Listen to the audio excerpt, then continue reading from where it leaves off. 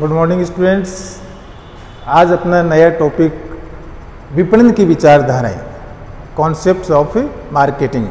जैसा कि कल अपन ने विपणन प्रबंध के बारे में जानकारी की थी, विपणन का अभिप्राय अपन ने जानने की कोशिश की थी, विपणन विचारधारा के बारे में अपन ने जानकारी की थी। तो यहाँ पर सेपरेट हेडिंग अपन विपणन विचारधारा का लेने जा रहे हैं। विपणन विचारधारा से अभिप्राय आपको फिलोसफी अर्थात मार्गदर्शन आपका किया जाएगा कि अपना व्यापार कैसे करना है। पूरे विश्व में जितने भी सफल उद्योगपति हैं वो किसी न किसी विचारधारा का अनुसरण करते हुए अपना कारोबार करते हैं, अपना बिजनेस संचालित करते हैं। तो यहाँ पर विपणन की विचारधाराएं अर्थात आप अपना व्यापार कैसे करें और उसमें सफलता कैसे अर्जित करें, तो उन सभी विचारधाराओं को दो भागों में विभाजित किया जा सकता है। एक तो आपके ट्रेडिशनल मार्केटिंग कॉन्सेप्ट्स और एक आपके modern marketing concepts. Traditional marketing concept आज भी अंडर डेवलप्ड कंट्रीज में देखी जा सकती है।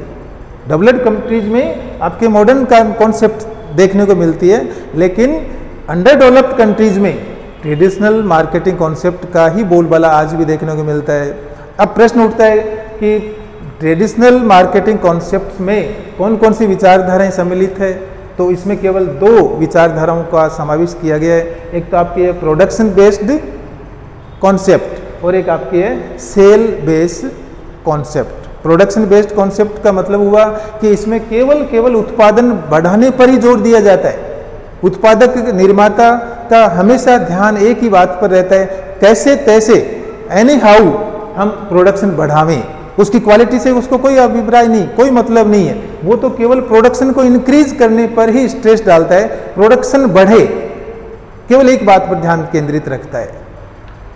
फिर इसी में जब सभी लोग प्रोडक्शन बढ़ाने में लग गए तो परिणाम क्या निकला। एक दिन एक समय ऐसा आया कि अति प्रोडक्शन, ओवर प्रोडक्शन की स्थिति बन गई। अर्थात सभी जगह ये समस्या उत्पन्न हो गई कि उत्पादन तो हम कर लेंगे लेकिन वो बिक नहीं रहा।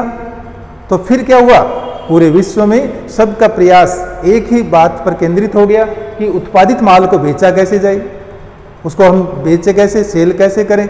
तो परिणाम क्या निकला, उत्पादन विचारधारा के स्थान पर विक्रयण विचारधारा का आविर्भाव हो गया और फिर सभी लोग अपना माल बेचने में जुट गए। कैसे तैसे उत्पादन तो हो गया लेकिन उसको बेचने के नए नए तरीके ईजाद करने लग गए।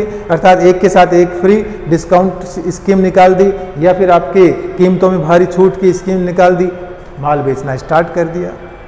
अब एक चीज आपने यहाँ पर नोट की होगी, केवल उत्पादन करना और माल बेचना, ये पुराने जमाने में विपणन का मीनिंग था। लेकिन आजकल केवल उत्पादन करना और माल बेचना विपणन का अभिप्राय नहीं है। आज विपणन का दायरा बढ़ चुका है।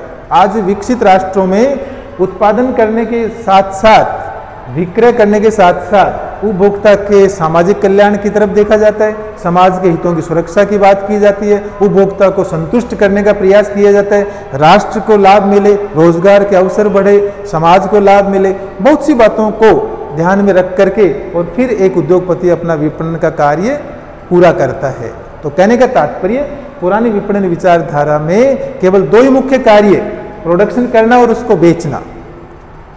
आधुनिक विपणन विचारधारा, इसमें मॉडर्न आपके कॉन्सेप्ट सबसे पहले बताई जाएगी और इसका अभिप्राय आपको मैं बता देता हूं। आधुनिक विपणन विचारधारा में आपका प्रोडक्शन बाद में होगा, पहले उपभोक्ता का सर्वे किया जाएगा। उपभोक्ता का सर्वे अर्थात उसकी रुचि क्या है, वो क्या चाहता है, उसकी पसंद क्या है, उसका पेइंग कैपेसिटी उसकी कितनी है, किस सीजन में किस समय पर कितनी मात्रा में उसको वस्तु की माल की आवश्यकता है, ये सब बातों का सर्वे करके फिर प्रोडक्शन डिपार्टमेंट को ऑर्डर दिया जाता है। प्रोडक्शन डिपार्टमेंट अपना माल तैयार करेगा, वो माल उपभोक्ताओं तक पहुंचाया जाएगा। पहुंचाने के बाद भी उनसे पूछा जाएगा हमारे प्रोडक्ट में कोई कमी तो नहीं, आप इसमें कोई सजेशन देना चाहें, आपको कोई प्रॉब्लम महसूस हो रही है वो हमें बताइए, हम उसको रिमूव करने का प्रयास करेंगे। तो अब आप एक चीज समझ गए होंगे कि आधुनिक विपणन विचारधारा में विपणन का अभिप्राय कहां से कहां तक, उसका दायरा कितना लंबा व्यापक हो गया, उपभोक्ता सर्वेक्षण से लेकर के उपभोक्ता की अधिकतम संतुष्टि तक। तो कुछ विधान इसीलिए तो कहते हैं, कुछ एक्सपर्ट्स क्या कहते हैं, आधुनिक विपणन विचारधारा उपभोक्ता से प्रारंभ होती है और उपभोक्ता पर समाप्त हो जाती है। उपभोक्ता से प्रारंभ कैसे?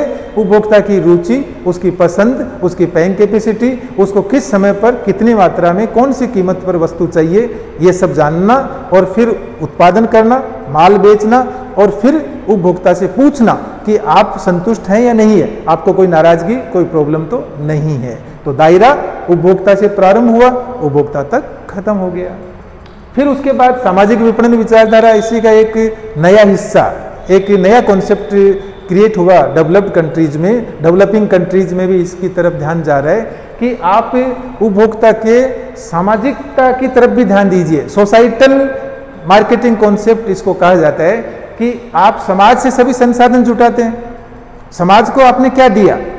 केवल उपभोक्ता को खुश करना ये आपका उद्देश्य नहीं है, समाज को भी आपको कुछ देना है। जितने भी संसाधन आप जुटाते हैं वो सब समाज से आप प्राप्त करते हैं। आपने पोल्यूशन फैलाया, प्रदूषण किया, समाज के बाकी लोग उसको वहन कर रहे हैं। धूल धुआं आपने फैक्ट्री आपकी छोड़ रही है, समाज के लोग उसको वहन कर रहे हैं। तो आपको समाज के लिए भी कुछ करना होगा, ऐसा नहीं केवल अपने उपभोक्ताओं तक आप सीमित रह गई।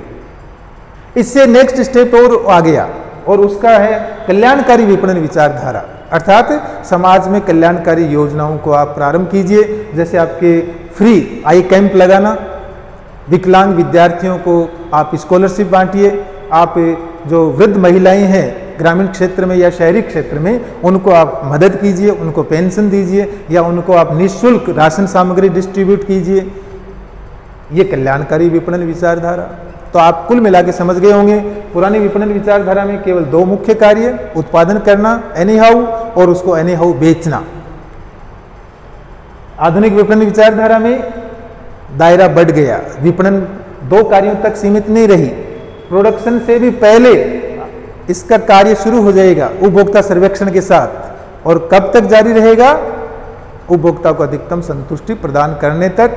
और सामाजिक विपणन विचारधारा में समाज के हितों को ध्यान में रख करके विपणन कार्य करना है, समाज के लिए कल्याणकारी कार्य करते हुए विपणन का कार्य संपन्न करना है। अब परीक्षा के दृष्टिकोण से एग्जाम ओरिएंटेड जो प्रश्न पूछा जाता है दोनों में, difference, what do you mean by difference between traditional concept and modern concept. तो ये अपन कुछ पॉइंट्स है बेस डिफरेंस वाले, उनके आधार पर दोनों को आप क्लियर कर सकते हैं खुद भी। जैसे ऑब्जेक्ट, पर्पस क्या है? ट्रेडिशनल का पर्पस क्या है? मैक्सिमम प्रॉफिट कमाना, अधिकतम लाभार्जन करना। इसका पर्पस क्या है? उपभोक्ता को अधिकतम संतुष्टि प्रदान करना, समाज के हितों को सुरक्षित रखना, समाज के लिए कल्याणकारी कार्य करना, देश को लाभ। इस विचारधारा का अनुसरण करके आप यदि विपणन का कार्य करेंगे, राष्ट्र को इतना कोई ज्यादा लाभ नहीं मिलेगा। यहाँ पर राष्ट्र लाभान्वित होगा क्योंकि आप समाज के लिए भी कार्य कर रहे हैं। आप उपभोक्ताओं को छोड़ करके दूसरे समाज के वर्ग जितने भी हैं उनकी भी सोच रहे हैं, इसलिए पूरे राष्ट्र को, पूरे समाज को लाभ होगा।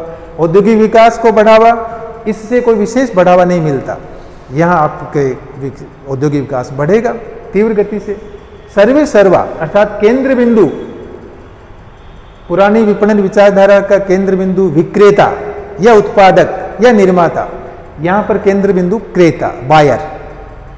उपभोक्ता संतुष्टि बहुत इजी पॉइंट है डिफरेंस का, इसमें उपभोक्ता संतुष्टि की तरफ कोई ध्यान नहीं दिया जाता है, इसमें उपभोक्ता संतुष्टि पर ही ध्यान दिया जाता है। उपभोक्ता संतुष्ट रहना चाहिए, उपभोक्ता खुश रहना चाहिए, उपभोक्ता की समस्याओं का निवारण करके उसे खुश रखना है, ये इसका उद्देश्य है। कल्याणकारी योजनाएं, इसमें बिल्कुल भी ध्यान नहीं दिया जाता, इसमें कल्याणकारी योजनाओं को सम्मिलित किया जाता है। अभिमुखीकरण अर्थात ओरिएंटेड, ये कौन से डायरेक्शन में कार्य करती है?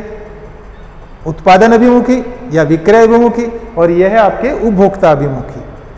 क्षेत्र, स्कोप, इसका स्कोप केवल दो कार्य किए जाते हैं इसमें, और इसमें आपने देखा उत्पादन किया जाएगा, उत्पादन से पहले उपभोक्ताओं का सर्वेक्षण किया जाएगा, फिर उसको माल को बेचा जाएगा, फिर उपभोक्ताओं के कल्याण के कार्य होंगे, उपभोक्ताओं के समाज के हितों की सुरक्षा की जाएगी, उनको संतुष्टि प्रदान की जाएगी। तो इसका क्षेत्र तो बहुत व्यापक हो गया, अर्थात उत्पादन से भी पहले उपभोक्ता के सर्वेक्षण के साथ इसका कार्य शुरू होता है और उपभोक्ता की अधिकतम संतुष्टि तक जारी रहता है।